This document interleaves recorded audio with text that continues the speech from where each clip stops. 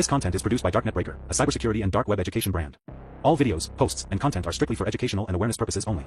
We do not promote, support, or encourage any illegal activity.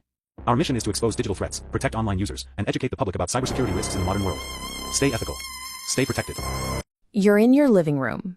The blinds are pulled tight, your laptop camera is taped over, and your VPN is masking your IP address. You think you've achieved total digital isolation. But right now, the router on your desk and the cell tower down the street are actively mapping the physical geometry of your room and the person inside it. This is the core shift of the transition from 5G to 6G. We are moving toward what telecommunications engineers call a perceptive network. This architecture diagram outlines a standard known as Integrated Sensing and Communication, or ISAC. It allows a 6G base station to use its wireless signals to deliver internet data and perform high-resolution radar tracking at the exact same time.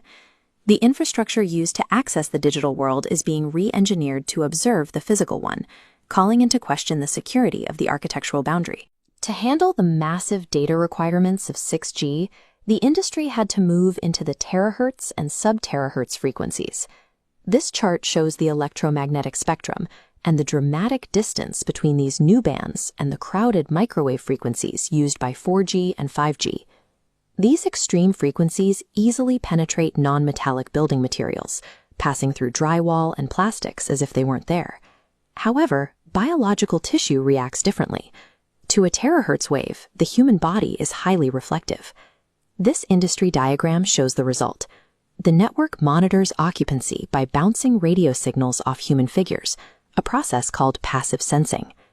The resolution is high enough to identify specific postures, map an individual's walking gait, and track the micro-movements of a chest cavity breathing.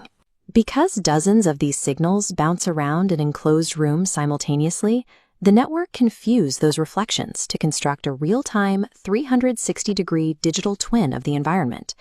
At these extreme frequencies, every single human movement is simply another readable data point for the telecom grid. This isn't a theoretical project.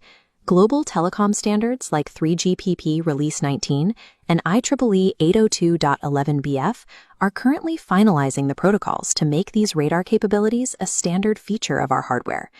The US, China, South Korea, and the EU are currently investing billions to ensure their cities are 6G ready by 2030.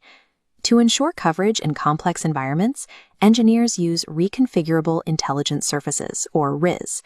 These smart mirrors are electronically steered to bounce terahertz signals around corners into blocked areas.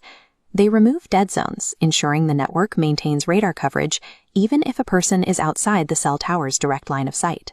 The next decade of urban infrastructure is being engineered to ensure that no physical space remains unmonitored. Traditional cybersecurity is useless against this architecture.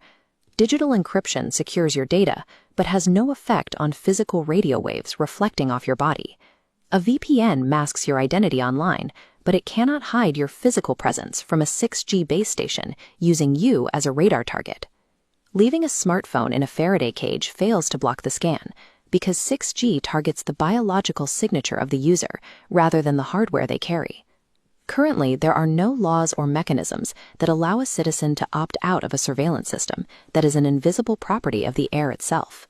Engineers are researching a potential defense called friendly jamming.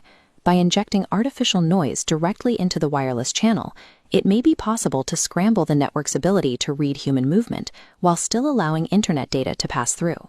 By 2030, physical walls will be transparent to the network.